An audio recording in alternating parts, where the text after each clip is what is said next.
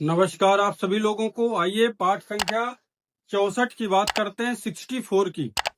अभी पूर्व के पाठ में हमने आपको वृश्चिक लग्न लगा के बताया कौन से ग्रह शुभ हैं और कौन से अशुभ हैं। इस लग्न को लगाएंगे धनु। अब धनु लग्न में देखेंगे कि कौन से जो है, तो सबसे पहले आपको बता दें ये धनु लग्न हो गया। अब यहाँ पर जैसे ही ये धनु लग्न अंकित हो गया तो हमको क्या क्या चीजों की यहाँ से जानकारी प्राप्त हो रही है। तो सबसे पहले हम राशियों के स्वामी को जानते हैं। दूसरी बात, भाव का भी हमको ज्ञान हो रहा है कि कौन से भाव को क्या चीज कहते हैं। तो लग्न को और आपके 5वें 9वें हाउस को त्रिकोण भाव कहते हैं। लग्न केंद्र का भी स्वामित्व तो रखता है। लग्न से हम लोग केंद्र की भी बात करेंगे और त्रिकोण की भी करेंगे, दोनों में ऐड हो जाएगा। लेकिन 5वां और 9th हाउस त्रिकोण का भाव कहा जाएगा। केंद्र में देखेंगे तो पहला चौथा और ये आपका हो जाएगा 7वां 10वां, ये केंद्र हो जाएंगे। ये तीसरा छठा 11वां तीसरा टाई हो जाएगा।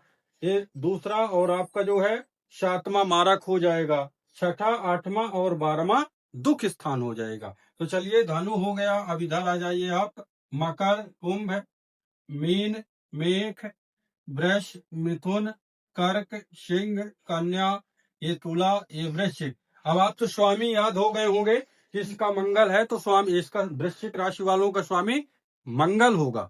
आइए, वीडियो बड़ी नहीं करना चाहते हैं, आपको शॉर्ट में बताना चाहते हैं कि आप लोग ताकि लास्ट तक वीडियो देखें तो ज्ञान होगा तो कल्याण होगा। किसी को ज्योतिष बताना है और उसके रहस्यों को जानना है तो सबसे पहले आप बेसिक जानना अनिवार्य समझिए। ये पाठ आ रहा है आपको, नेक्स्ट पार्ट में नहीं यहाँ से समझ में आ रहा तो पीछे से पाठ देखते हुए आइए तो लाभ मिलेगा। चलिए धनु लग्न की पत्रिका अब शुभ देखेंगे। सबसे पहले शुभ की बात हो जाएगी कि कौन से ग्रह शुभ हैं कौन से शुभ। तो एक धनु लग्न की पत्रिका में पहला लग्न का लग्नेश हुआ और दूसरी राशि दशम में है, यानी कि सॉरी चौथे स्थान पे है। तो अब ये लग्न होने के कारण शुभ की श्रेणी में गुरु को रखेंगे। फिर अशुभ की बात आ जाएगी कि अशुभ में कौन से ग्रह धनु लग्न वालों के लिए हैं। तो शनि देखेंगे मारक स्थान का स्वामी है।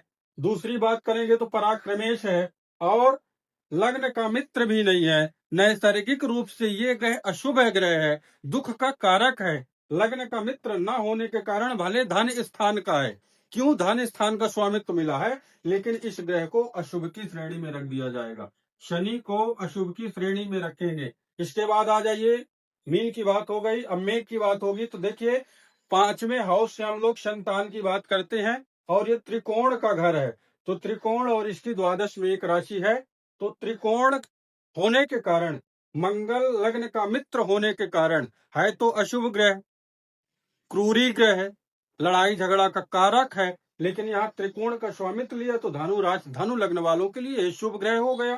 तो ये देखिए मंगल भी आपका शुभ की श्रेणी में आ जाएगा। इसके बाद बुध की बात करें तो बुध देखिए केंद्र का स्वामी है।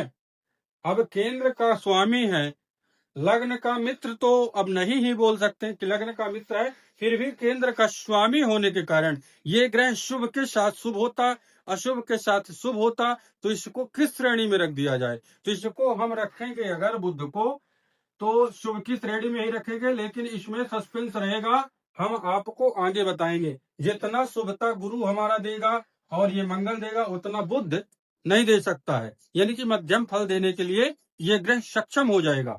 इसके बाद आ जाइए कर्क राशि। अब देखिए कर्क राशि 8वें का स्वामित्व चंद्रमा को प्राप्त हो गया।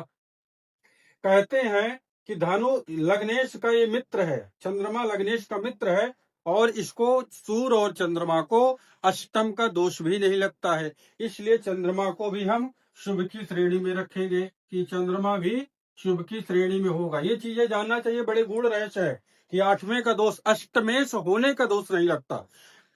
अगर यहाँ कर्क नहीं मिथुन राशि होती, चंद्रमा होता तो उसको दोष लगता।